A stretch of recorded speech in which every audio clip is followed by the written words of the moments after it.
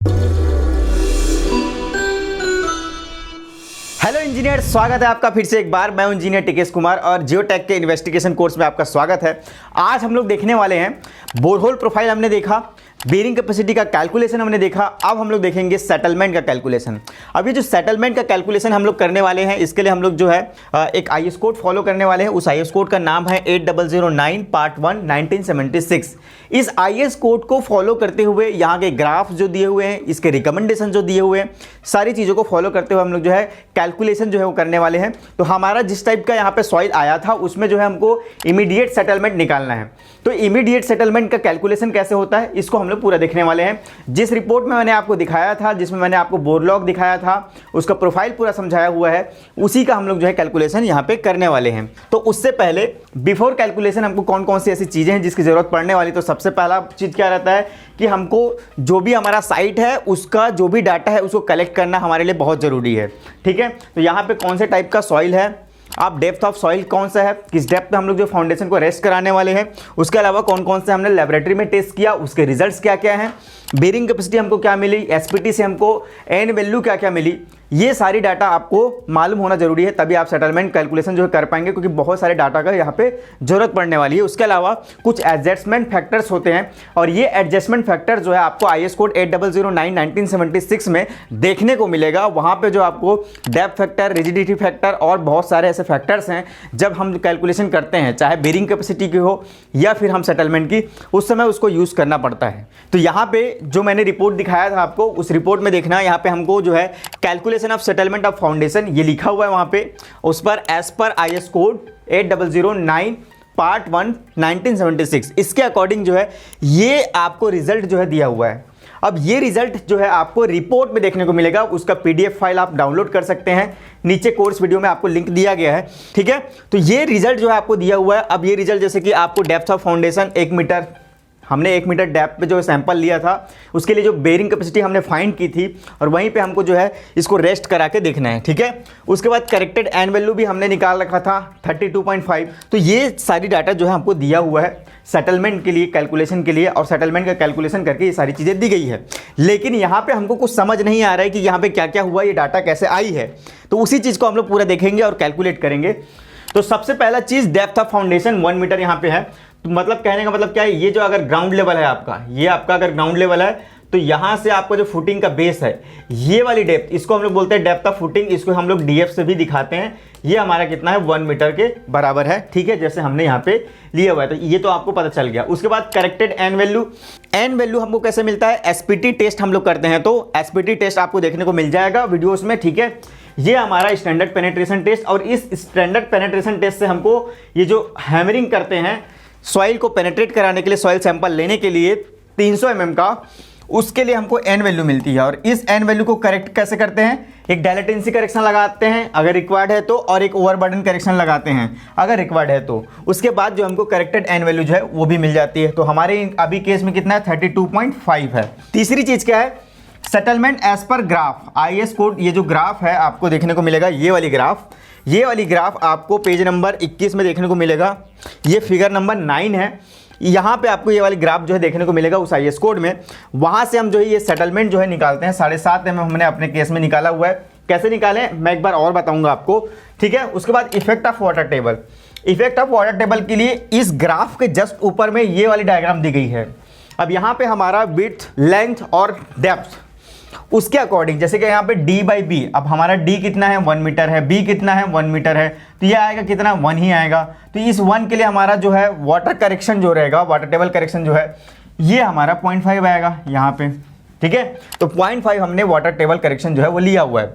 अब यहाँ पे हमने एक करेक्टेड सेटलमेंट निकाला है, कैसे निकाले बात करते हैं आगे। तो यहाँ पे देखो जो ग्राफ जिसकी मैंने बात कर रहा था, मैंने यहाँ पे इसका स्क्रीनशॉट लगा दिया है। ठीक है, अब इस ग्राफ के अकॉर्डिंग आपको जो है क्या करना है, सेटलमेंट फाइंड करना है। ठीक है, तो यहाँ पे हम लोग क्या निकालेंगे, सेटलमेंट निकालेंगे, कैलकुलेशन ऑफ सेटलमेंट। कैसे निकलेगा हमारा सेटलमेंट जो है, यहाँ पे एक तरफ देखो विड्थ दिया हुआ है, width of footing in metre. ठीक है, जैसे हमारे केस में कितना है, 1 मीटर, हमने 1 मीटर बाई 1 मीटर करके आपने सब बेरिंग कैपेसिटी भी निकाली हुई है ना, तो 1 मीटर हमने लिया हुआ है। इधर क्या लिखा हुआ है, इस वाले पार्ट में यहाँ पे लिखा हुआ है settlement in metre per unit pressure 1 kg per centimetre square. तो पर यूनिट प्रेशर के लिए दिया हुआ है, क्या दिया हुआ है, 1 kg पर सेंटीमीटर स्क्वायर, ठीक है, इसके लिए दिया है। और हमने लोडिंग किस में दिया है, टन पर मीटर स्क्वायर में दिया है। तो इसको मैं अगर चेंज करूंगा 1 kg पर सेंटीमीटर स्क्वायर को मैं चेंज करना चाहता हूं टन पर मीटर स्क्वायर में, तो ये चेंज कैसे होगा, यहाँ पे देखो एक यहाँ पे kg है और पर सेंटीमीटर स्क्वायर है, ठीक है। तो इसको मैं चेंज कर रहा हूँ, kg को मैं टन में चेंज करता हूँ, तो नीचे मेरे को क्या करना पड़ेगा, kg से पहले क्विंटल में ले जाऊँगा, तो 100 का मल्टीप्लाई करना पड़ेगा, मतलब मैं उसको डिवाइड कर रहा हूँ ताकि ये जो है kg जो है यहाँ पे किस में आ जाए, टन में आ जाए। टन में आने के लिए मैंने पहले क्विंटल में लाने के लिए 100 किया, उसके बाद इस क्विंटल को टन में ले जाने के लिए 10 से मल्टीप्लाई करना पड़ेगा, मतलब एक जीरो और बढ़ जाएगा, ये चीज़ होगा। उसके बाद यहाँ पे सेंटीमीटर स्क्वायर है, इसको मीटर स्क्वायर करने के लिए मेरे को क्या करना पड़ेगा, 2 बार 100 का मल्टीप्लाई करना पड़ेगा, मतलब 4 जीरो आएगा, समझ रहे हैं यहाँ पे। अब उसके बाद यहाँ से ये 3 जीरो कटेंगे, यहाँ से ये 3 जीरो कटेंगे और बच कितना रहा है 10, तब ये कितने किस में आ गया, ये 10 टन पर मीटर स्क्वायर। मतलब क्या मैं बोल सकता हूँ कि 1 kg per centimetre square equivalent है 10 टन पर मीटर स्क्वायर के, ठीक है। अब यहाँ पे इसी के अकॉर्डिंग जो है आपको सेटलमेंट दिया हुआ है, ये जो 10 की पावर -2, 10 की पावर -3 और 10 की पावर -1, ये देख रहे हैं क्या है, ये सेटलमेंट है, किस में है, मीटर में है। अब ये 10 की पावर -2 कहने का मतलब क्या है, 10 की पावर -2 मीटर, ठीक है। अब इसको मैं mm में चेंज करूं तो कैसे होगा, मीटर को पहले मैं सेंटीमीटर में चेंज कर देता हूं, तो 10 की पावर -2 10 की पावर -1 लिख देता हूं, सेंटीमीटर में आ गया। अब इसको सिर्फ 10 लिख देता हूं तो mm में आ गया ये, ठीक है। तो ये है एक्चुअली कितना, 10 mm, यहाँ तक 10 mm, ठीक है। अब मैं देखूंगा ग्राफ से मेरा n वैल्यू के अकॉर्डिंग क्या सेटलमेंट आएगी। तो मेरा n वैल्यू कितना है, मेरा n वैल्यू था 32.5। अब यहाँ पे ये n 30 आ रहा है और ये 35 आ रहा है, तो इसी के बीच में कहीं पे होगा।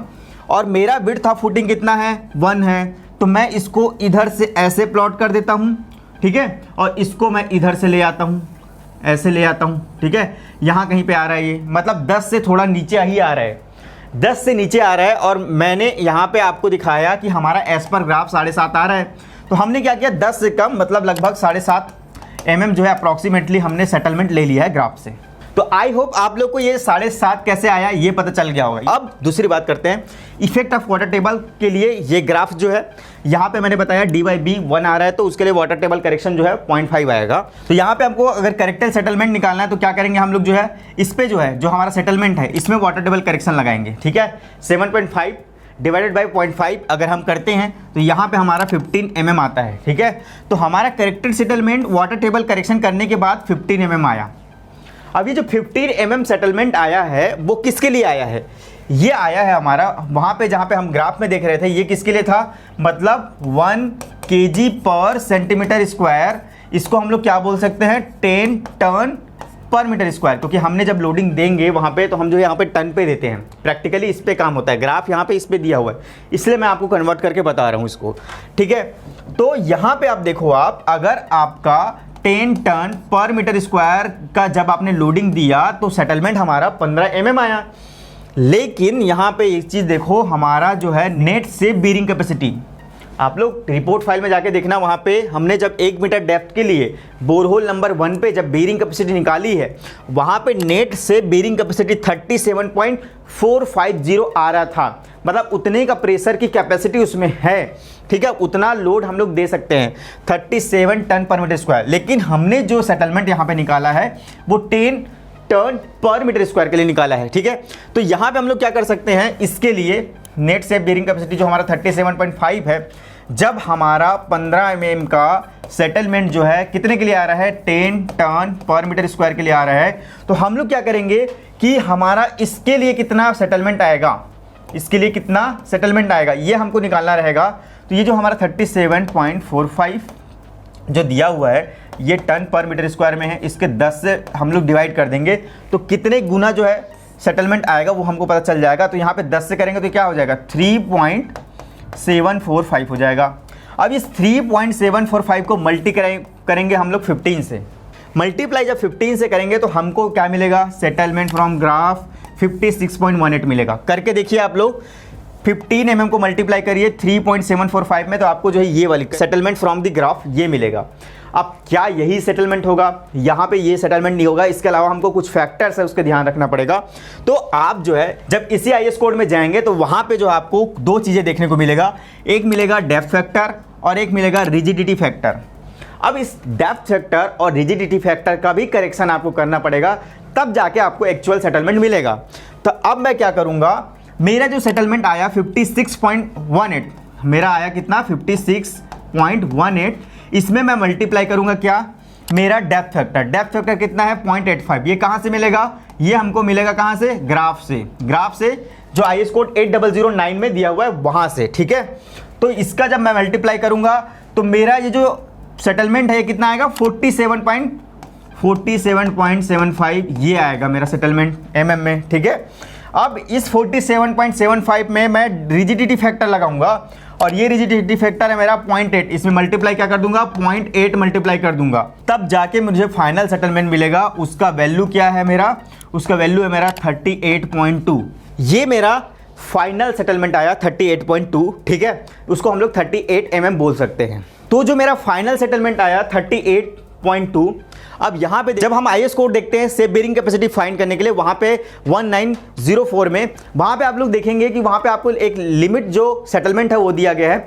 हमारा परमिसिबल लिमिट कितना है सेटलमेंट का, वो है 50 mm। जब आइसोलेटेड फुटिंग हम लोग कंस्ट्रक्ट करते हैं या राफ्ट करते हैं वहाँ पे 50 mm आपको लिमिट दी गई है, लेकिन हमारा जो सेटलमेंट आ रहा है कितना आ रहा है 38.2 आ रहा है। मतलब हम लोग सेफ में है, मतलब हम लोग क्या कर सकते हैं कि हमारा जो सेटलमेंट 38.2 आ रहा है इसको हम लोग और कर सकते हैं। सेटलमेंट कहां तक कर सकते हैं, 49 तक कर सकते हैं, 49 mm तक, क्योंकि 50 हमारा लिमिट है। तो 49 mm तक हम हमारी कैपेसिटी को बढ़ा सकते हैं। जो हमारे पास ये जो बेरिंग कैपेसिटी आई है 37.450, इसको हम लोग और भी बढ़ा सकते हैं, ठीक है। बट फिलहाल जो है जितना भी है वो हमारे लिए सेफ है। इतना जो सेटलमेंट जो आ रहा है ये हमारे लिए सेफ है, क्योंकि हम लोग ये 50 से कम यहाँ पे जो वैल्यू है वो आ रही है। तो कुछ इस तरीके से जो हम लोग जो है सेटलमेंट का कैलकुलेशन करते हैं, ये सारी चीज़ें रहती है। हमारा जो IS कोड होता है 8009, उसको पूरा फॉलो करते हुए करते हैं। उसमें आप जाएंगे देखेंगे तो काफ़ी डिटेल में आपको देखने को मिलेगा, और इस तरीके से जो इमीडिएट सेटलमेंट है उसको कैलकुलेट किया जाता है। तो इंजीनियर्स मिलते हैं हम लोग नेक्स्ट वीडियो में, तब तक के लिए सीखते रहिए, पढ़ते रहिए सिविल गुरुजी के साथ। धन्यवाद।